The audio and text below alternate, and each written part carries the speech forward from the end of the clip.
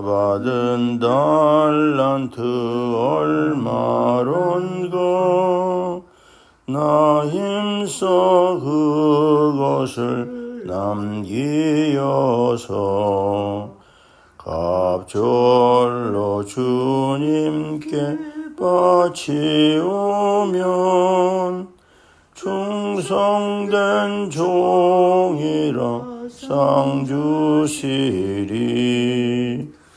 전하고 무능한 나에게도 귀중한 직분을 맡기셨다. 그 은혜 고맙고 고마워라. 이 생명 바쳐서 충성하리.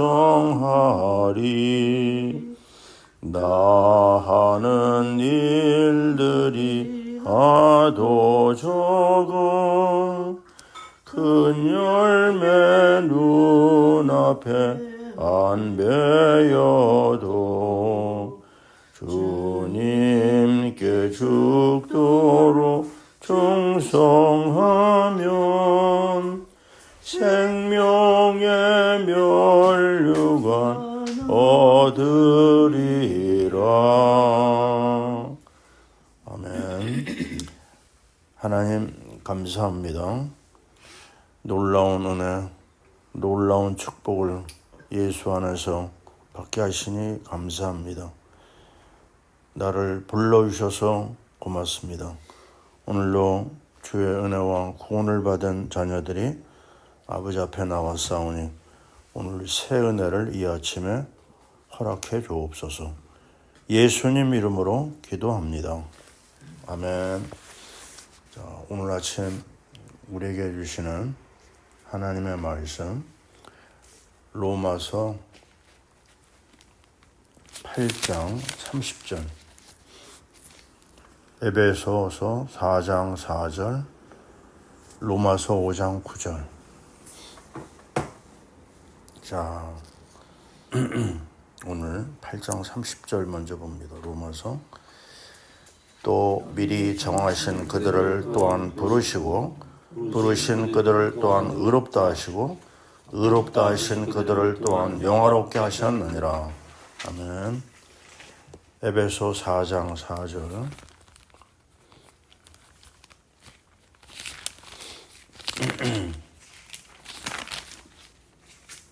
함께 봅니다. 몸이 하나요 성령도 한 분이시니 이와 같이 너희가 부르심의 한 소망 안에서 부르심을 받았느니라. 로마서 다시 돌아갑니다. 5장 9절.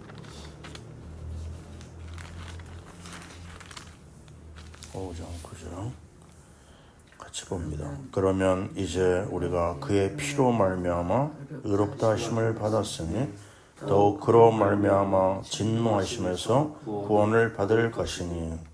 아멘. 자, 오늘은 구원의 과정과 선교 이런 내용을 여기서 로마서 8장에서 확인합니다. 이 구원이라고 하는 게 한 번에 우리에게 임하지만 정말 완벽한 구원의 자리까지 들어가려면 여러 과정이 있다. 성경은 얘기하고 있습니다. 먼저 구원이 갑자기 뚝 떨어지는 것이 아니고 예정하심이 있습니다. 오늘 말씀에 보면은 그 내용이 나와 있죠. 뭐라고 그랬냐면 미리 정하신 이런 말이 나와요. 예정하심을 말합니다. 여기에서 선택, 우리에게 선택권이 있는 게 아니고 하나님께서 선택하셨다는 거죠. 그래서 뭐라고 얘기하냐면 에베소서 1장 4절 5절 이 내용을 보면 놀랍게도요 창세 전에 이런 말이 나옵니다. 자, 이 말을 보면 굉장히 이 예정이라고 하는 게요 너무 놀라운 얘기가 나옵니다. 창세전입니다. 그리스도 안에서 우리를 택하셨다.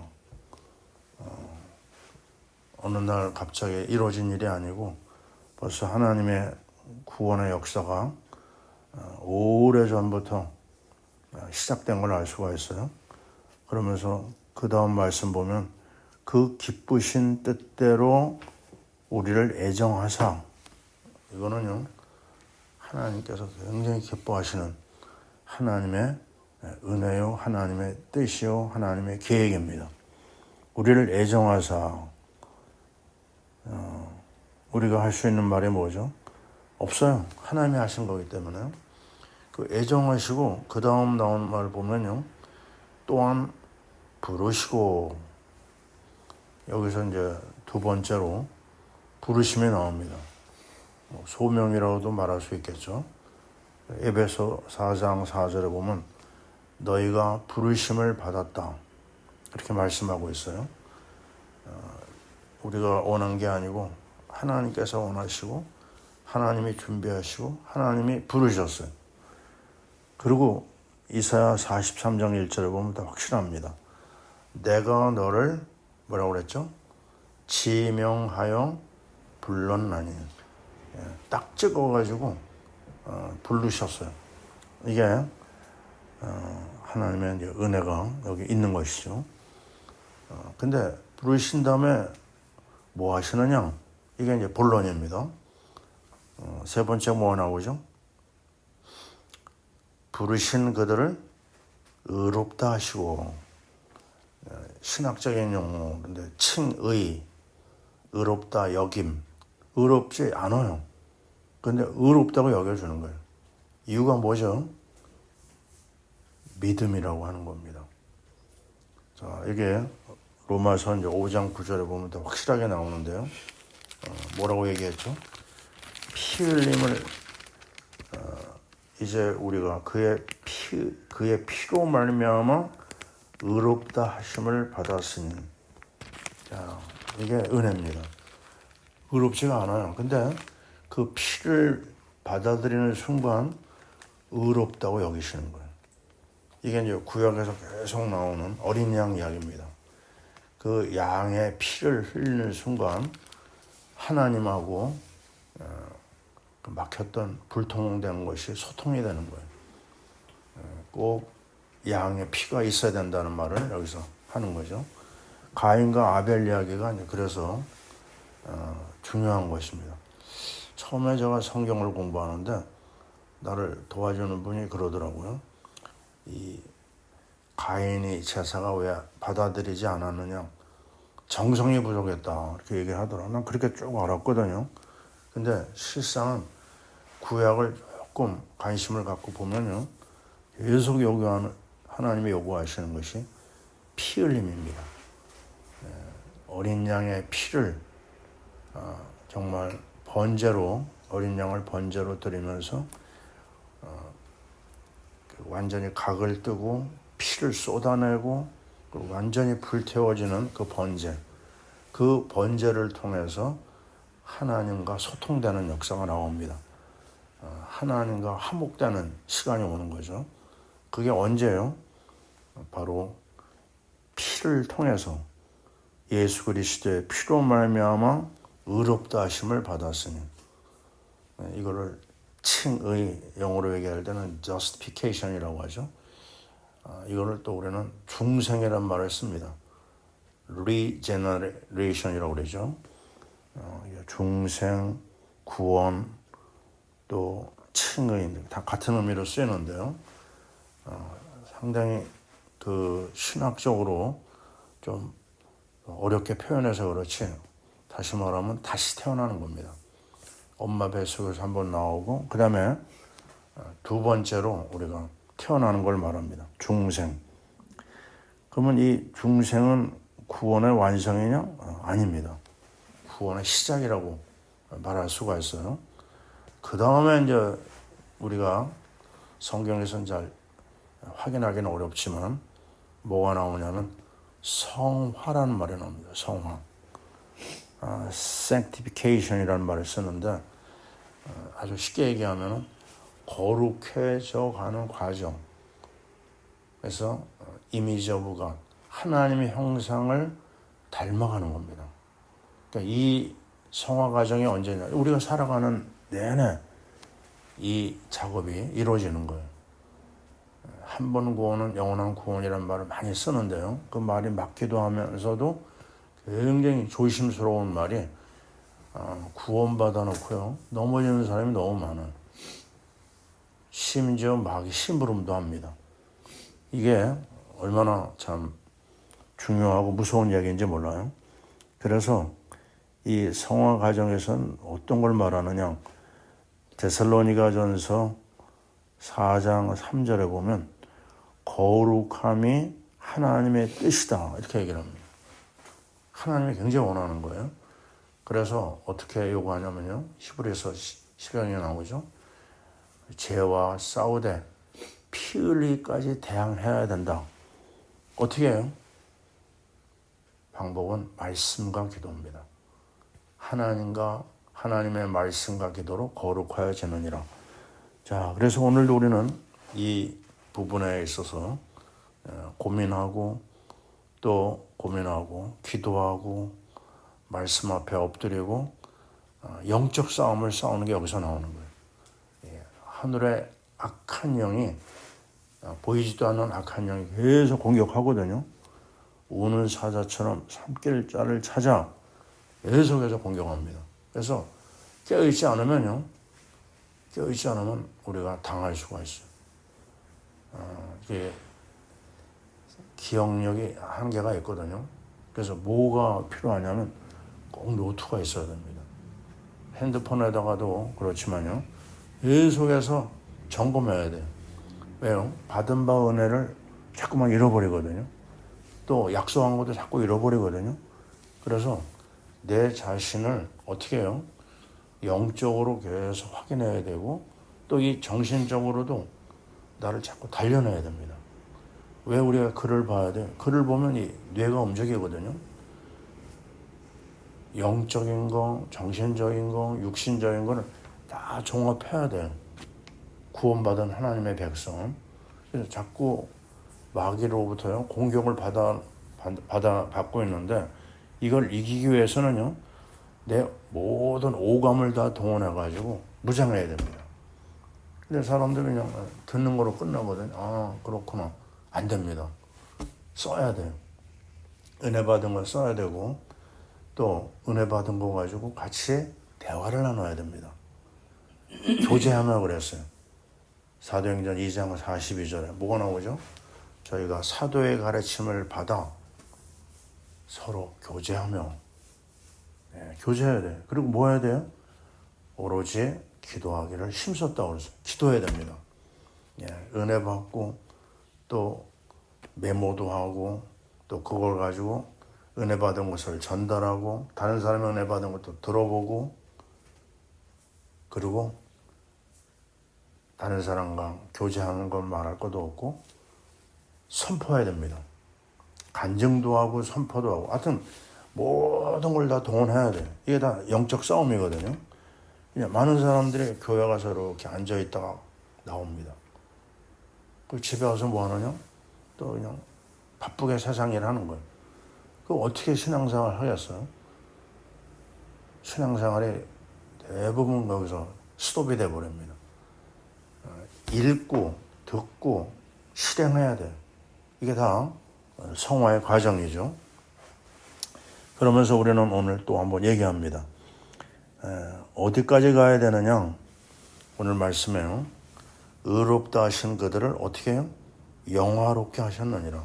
자, 이 부분에서 상당히 신학적인 논란이 있는데 분명히 우리가 아는 것은 로마서 3장 23절에 뭐라고 그랬죠? 모든 사람이 죄를 범하였으면 어떻게 됐어요? 하나님의 영광에 이르지 못한다고 그랬습니다. 이게 인생입니다. 우리가 아무리 노력해도 우리 자신을 살리지 못해요.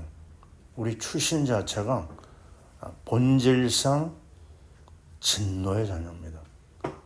이거는 못 고쳐요. 우리 힘으로는요. 본질상 하나님의 진노가 떠나지 않습니다. 우리 위에 머물러 있어요. 먹구름이 위에 오면은요, 반드시 소낙비가 내리거든요. 우리 하나님 앞에 우리는 죄로 인해서 진노를 쌓고 심판 아래 있고 멸망이 결정되어 있는 존재입니다. 그게 인생이거든요. 근데 예수께서 오셔가지고 뭐 하셨죠? 너희 안에 착한 일을 시작하시니가 빌립보 1장 6절이죠. 그리스도 예수의 날까지 이루실 줄 확신하노라. 맞습니다. 그 놀라운 하나님의 착한 일이 하나님의 구원의 역사 아닙니까? 그 일을 하나님께서 약속하셨어요. 그리고 뭐라고 얘기하셨느냐? 제자들에게도 그러셨죠. 요한복음 17장 제자를 위한 기도에서 영광을 내가 그들에게 주어 싸우니, 하나님의 영광이 우리에게 임했습니다. 그래서 이 영광이 사는 날 동안도 있느냐? 있습니다. 그러나 완전한 영광은요, 이 글로리피케이션이라고 그러죠. 하나님의 영광, 우리 할렐루야 찬양이 나오잖아요. 이 영광이 완벽하게 이루어지는 것은 구원의 완성이에요. 이 거룩의 완성은 우리가 하나님 앞에 가야지만 이루어진 것이다. 저는 이런 생각을 가져봅니다. 사는 날 동안도 은혜가 있고 영광이 있어요. 그러나 그 완벽함은 이 땅을 떠나 하나님 앞에 갈 때 이루어진다는 거죠. 자, 오늘 우리는 다시 한번 하나님 앞에 우리 자신을 돌아봐야 되겠습니다. 분명히 중요한 부분은 성화 단계거든요. 뭐라고 얘기했냐면 베드로전서 1장 15절에 오직 너희를 부르신 거룩한 이처럼 너희도 모든 행실에 거룩한 자가 되라 그래요. 명령입니다. 거룩함이라고 하는 것을 우리가 하나님 앞에서 노력을 해야 돼요. 하나님이 다 주셨으니까 난 가만히는, 그거는 구원의 비밀을 모르는 사람이 하는 말입니다. 내가 거룩하니 뭐라고 그랬죠? 너희도 거룩할지어다. 명령어를 우리를 마음에 받아야 되겠죠. 그래서 오늘도 우리는 다시 한번 이 구원의 축복이 얼마나 신비스럽고 놀랍고 정말 기가 막힐 정도로 하나님의 은혜가 너무나 큰 겁니다. 창세전에 나를 택하셨다는 거, 그리고 부르셨다는 거, 그리고 의롭다고 여겨주신 거, 그래서 잘났다고 얘기할 수 없어요. 우리에게는 아직도 재성이 있습니다. 그래서 어떻게 해야 되느냐? 싸워야 돼. 오늘도 싸우고 내일도 싸워야 돼. 아니 그렇게 하나님 앞에 아름다운 신앙생활을 했던 다윗이 무너진 거 보세요. 이거 어떻게 해석합니까? 잠깐 놓쳤는데 상상할 수 없는 죄를 짓고 정말 어마어마한 하나님의 심판 아래 들어간 걸 봤어요. 물론 하나님이 나중에 불쌍히 여겼지만, 자, 우리는 그런 존재입니다. 아무것도 내가 잘한 게 없어요. 여전히 우리는 부족하고 하나님의 은혜와 긍휼이 필요합니다. 그래서 오늘도 또 엎드려야 돼요. 오늘도 내 자신을 쳐서 복종시켜야 되고, 오늘도 우리를 끌고 말씀 앞으로 가야 됩니다. 우리를 끌고 기도 앞으로 가야 되고, 억지로라도 찬양해야 됩니다. 억지로라도 예배 드려야 돼요. 아주 힘든, 영적으로 힘들 때 무너지면 안 됩니다. 그래도 또 주 앞에 우리가 은혜를 구하는 영적 삶을 놓치지 마라. 저는 늘 내 마음에 새기는 게 뭐냐면, 나를 불러주신 그날을 지금도 늘 기억합니다. 오늘 찬양 597장에 날 불러주시니 고마워라. 이 찬양이 늘 마음에 있거든요. 왜냐, 시달리던 내가 1972년 5월 달이었습니다.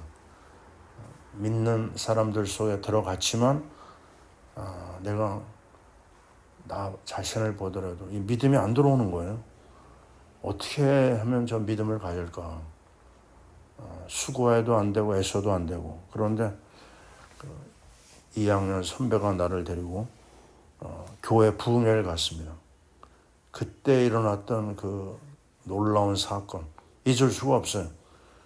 거기 이렇게 앉아있는데요, 갑자기 목사님 막 꾸짖는 말을 하는 거예요. 어떻게 당신들은 성경을 안 보냐고. 신문은 보면서 성경을 안 보는 거 이게 죄입니다 그러더라고요. 근데 그 말을 듣는 순간 내 속에 뭐가 날라와서 꽂히는데 뭐가 맞은 것 같아요. 이야, 내가 그동안 몰랐던 게 바로 이거구나. 내가 하나님 앞에 아주 나쁜 사람이구나. 근데 나도 모르게 막 그냥 눈물샘이 막 터진 거예요. 내내 울었습니다. 예배 시간, 1시간 내내 울고 딱 목사님 기도를 마지막에 받았는데 그 다음에 일어난 일은 내가 너무 놀라가지고 말로 표현을 못해요. 이제 성령 세례가 임한 거였죠. 막 기쁨이 밀려오고요. 내 속에서 날도 모르는 막 찬양이 나오고 내 몸은 막 춤을 추고 내가 지금 꿈을 꾸나 막 이 딴 세계에 와 있는 거예요. 회개의 역사를 주시고 믿음을 주시고, 야, 이게 구원의 놀라운 시작이었습니다. 그러고 나서 시간이 54년이 흘렀어요. 여전히 그때 그 감사, 감격이 나를 붙잡고 있습니다. 자, 이 문제 많은 세상, 광야 같은 이 세상에서 우리가 멸망할 수밖에 없었어요. 근데 하나님이 일방적으로 부르시고 예수의 이름을 믿게 하시고 예수의 보혈을 믿게 하시고 구원의 길을 달려가게 하신 거 감사합니다. 이 놀라운 은혜 때문에 우리가 해야 될 일이 뭐죠? 구원의 축복을 누리고 구원의 비밀을 온 땅에 증거하는 것. 이거는 하나님의 자녀가 가져야 될 미션이라고 믿습니다. 오늘 이 놀라운 구원의 축복, 새 생명의 축복, 이 중생의 축복, 또 칭의의 축복, 나아가서 영화의 축복까지 우리의 길을 이끄실 주님을 찬양합니다. 아멘. 복된 주일을 준비하는 오늘 한날이 되게 하옵소서. 할렐루야. 하나님 감사합니다. 미리 예정하시고 또 우리를 불러주시고 주의 것이라고 인정해 주시고 부름받은 우리를 또 예수의 보혈로 의롭다 하시고 또 영적 싸움 싸우며 성화의 과정을 거치게 하시고 이제 영화의 이 축복 속으로 우리를 이끌어 가시니 고맙고 감사합니다. 오직 부르신 주님께서 우리를 거룩한 자로 인정해 주신 이 은혜를 날마다 잊지 않고 영적 싸움 싸우는 우리 모든 성도들이 되게 하여 주옵소서. 주일을 준비하는 귀한 날 하나님 아버지 우리 모두에게 말씀을 주시오며 하나님의 은혜를 사모하며 주일을 맞이하게 도와 주시옵소서. 파라미션교회 성도들 영적 싸움에 게으르지 않게 하시고 정말 하나님 앞에 사랑받는 전도자들이 되어서 정말 이 놀라운 복음을 땅끝까지 증거하는 선교의 증인들이 더 되게 도와 주시옵소서. 우리 대한민국을 선교의 제사장 국가로 부르셨사오니 이 일에 쓰임받는 나라 되게 하여 주옵소서. 이제는 우리 주 예수 그리스도의 크신 은혜와 아들을 보내주신 하나님 아버지의 사랑하신 것, 성령님의 내주 인도 역사 충만하심이 부르심의 은혜를 입고 의롭다 여김을 받게 하시고 또 이제는 성화의 모든 과정 가운데 우리를 이끌어 주시며 영광의 자리까지 인도하실 놀라운 은혜를 받고 찬양하고 하나님 앞에 결단하며 인도받기를 원하는 하나님의 자녀들 위해 파라 미션교회 성도들 위해 우리 대한민국 위해 지금부터 영원토록 함께 있을지어다. 아멘.